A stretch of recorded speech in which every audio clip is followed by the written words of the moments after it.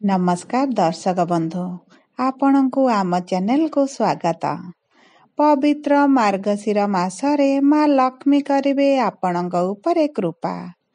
दीर्घ 7.5 वर्ष परे माँ लक्ष्मीଙ୍କର कृपा दृष्टि आपणଙ୍କ उपरे रहिबाकु जाउछि। कारण शनि आसिबे आपणଙ୍କ राशिर धनर स्थानकु एवं एही शनिकर वर्ष 2024 शेष हेबाकु जाउछि। एही विदाय समय शनि करिवे आपणଙ୍କ उपरे धनर वर्षा। आजिर भिडियोटी मिथुन राशिर लोकंक पई बहुत गुरुत्वपूर्ण रहिछि। काहेकि गुरुत्वपूर्ण रहिछि आपण भिडियोटी को शेष पर्यंत देखिले निश्चित भावरे जानि परिबे। कारण आपणଙ୍କର भाग्य नेब नुआ मोड़। आपणଙ୍କର दुखर दिन सरिबाकु जाउछि एवं पुणी थरे आपणଙ୍କ जीवनकु खुशी फेरिबाकु जाउछि। आपणଙ୍କର जदि मिथुन राशि होइथाए तेबे एही भिडियोटीकु थरे मात्र शेष पर्यंत देखंतु। कारण एही भिडियोटी देखि सारिबा परे आपणଙ୍କର भाग्यरे बड़ परिवर्तन आसिबो। समस्त मिथुन राशिर व्यक्ति विशेषଙ୍କ जीवन एही मार्गशीर मास ठारू बदलिबाकु जाउछि। कारण प्रमुख ग्रह मानक चलन रे बड़ परिवर्तन हेबाकु जाउछि, जहा फलरे आपणଙ୍କ जीवन रे मध्य बड़ परिवर्तन आसिबो एवं एही परिवर्तन आपणଙ୍କ जीवन रे शुभाशुभ फल भरि देबो। देखंतु देवगुरु बृहस्पति तांकर नक्षत्र परिवर्तन करुछंती। ता सहित देवगुरु बृहस्पति मध्य वक्री स्थिति रे रहिछंती। शनि मार्गी हेबाकु जाउछंती एवं बुध सूर्यंकर राशि परिवर्तन हेउछि। एही सब बड़ बड़ परिवर्तन आपणଙ୍କ जीवन रे किछि गोटे बड़ परिवर्तन आनिबो। तेबे आसंतु जानिबा एही मार्गशीर मासरे आपणଙ୍କ जीवन रे कौन सब बड़ परिवर्तन हेबाकु जाउछि। किंतु भिडियोटी आरंभ करिबा पूर्वरु जदि आपणଙ୍କର भी मिथुन राशि होइथाए एवं आपण भी ईश्वरंकु आंतरिक भक्ति एवं विश्वास करंती तेबे भिडियोटी को लाइक करंतु। कमेंट बॉक्स रे जय जगन्नाथ जय माँ लक्ष्मी अवश्य लिखि दियंतु। तेबे आसंतु जानिबा केउ केउ बड़ परिवर्तन आपणଙ୍କ जीवन रे एही मार्गशीर मास ठारू आसीबाकु जाउछि।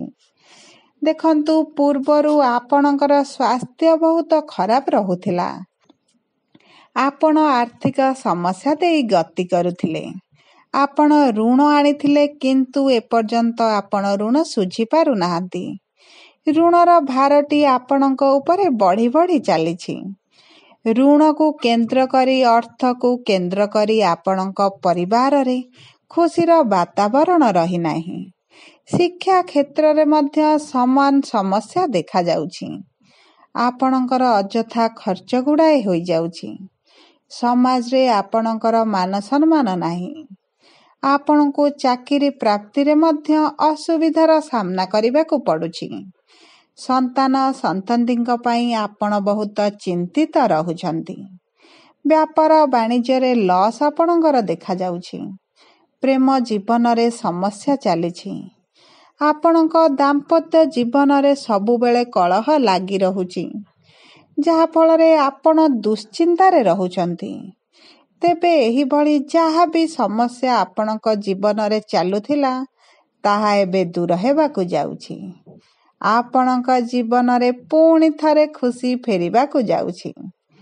तेबे सर्वप्रथम आमे जानिबा आपणଙ୍କ मिथुन राशि रे नवग्रहंकर स्थिति किपरि रहुछि। देखंतु आपणଙ୍କର द्वितीय घरे मंगल विराजमान करिसंती। चतुर्थ घरे केतु, पंचम घरे सूर्य एवं बुध, षष्ठ घरे शुक्र, नवम घरे शनि, दशम घरे राहु एवं आपणଙ୍କ द्वादश घरे देवगुरु बृहस्पति विराजमान करिसंती। जहा फल रे एही गृह गुड़िकरे सेमाने अधिक शुभाशुभ फल प्रदान करिवे। देखंतु मंगल, शुक्र, शनि एवं गुरु ଆପଣଙ୍କର ମୂଳ ତ୍ରିକୋଣରେ ବିରାଜମାନ କରିଛନ୍ତି, ଯାହା ଫଳରେ ଏହି ତ୍ରିକୋଣ ଗୃହରେ ସେମାନଙ୍କର ଭଲ ଅବସ୍ଥିତି ରହୁଛି।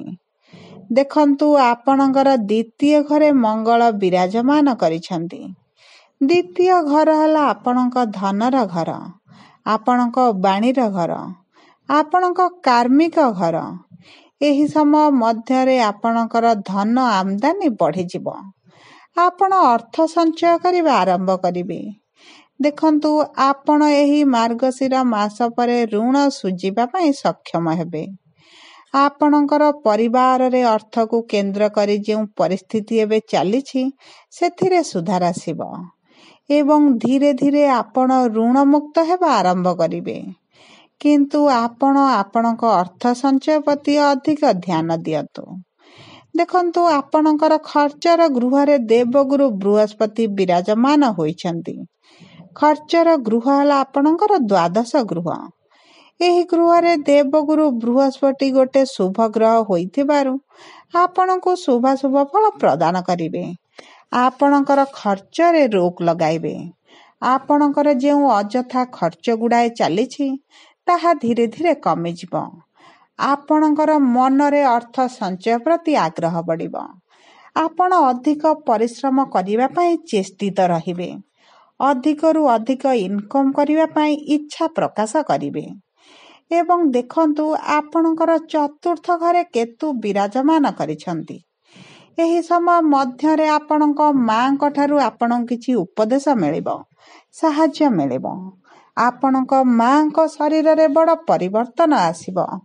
ସ୍ୱାସ୍ଥ୍ୟରେ ଯେଉଁ ପରିସ୍ଥିତି ଏବେ ଚାଲିଛି, ସେଥିରେ ସୁଧାର ଆସିବ।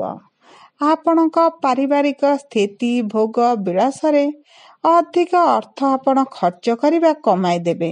ଦେଖନ୍ତୁ, ଏହି ମାସରେ ଆପଣ ନିଜ ପାଇଁ, ଆପଣଙ୍କ ପରିବାର ପାଇଁ ବହୁତ ଗୁଡ଼ିଏ ଜିନିଷ କ୍ରୟ ମଧ୍ୟ କରିପାରନ୍ତି ଏବଂ ଆପଣଙ୍କର ଖର୍ଚ୍ଚକୁ ଆପଣ ବଢ଼ାଇ ମଧ୍ୟ ପାରନ୍ତି।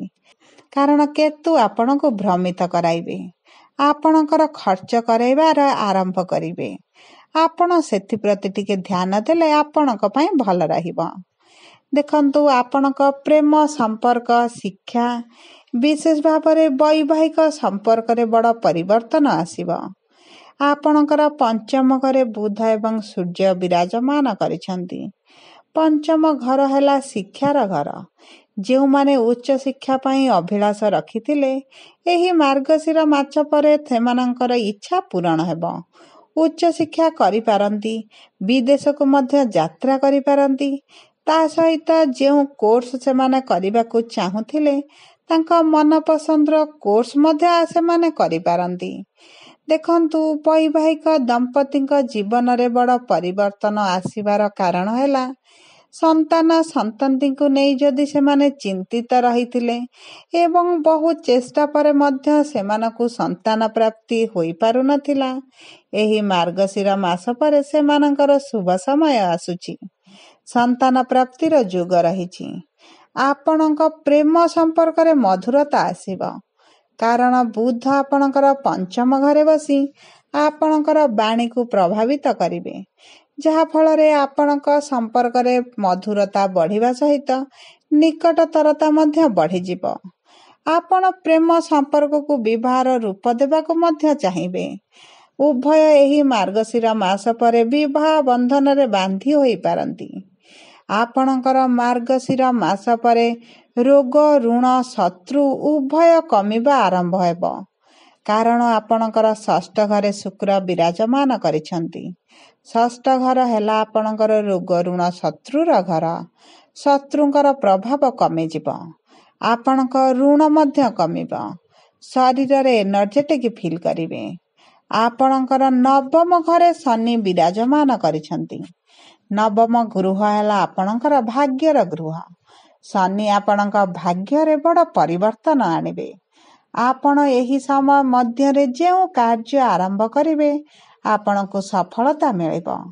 ଆପଣଙ୍କ ଭାଗ୍ୟ ସାଥ ମଧ୍ୟ ଦେବ। ବିଶେଷ ଭାବରେ ଆପଣଙ୍କ ପିତାଙ୍କ ଠାରୁ ଆପଣଙ୍କୁ ଅଧିକ ସମର୍ଥନ, ସାହାଯ୍ୟ ଏବଂ ସହାନୁଭୂତି ମିଳିବ। ଆପଣଙ୍କ ପିତାଙ୍କୁ ସମ୍ମାନ ଦେବା ଆରମ୍ଭ କରନ୍ତୁ। ଆପଣଙ୍କ ପିତାଙ୍କ ଠାରୁ ଆପଣ ଉପକୃତ ପାଇବେ।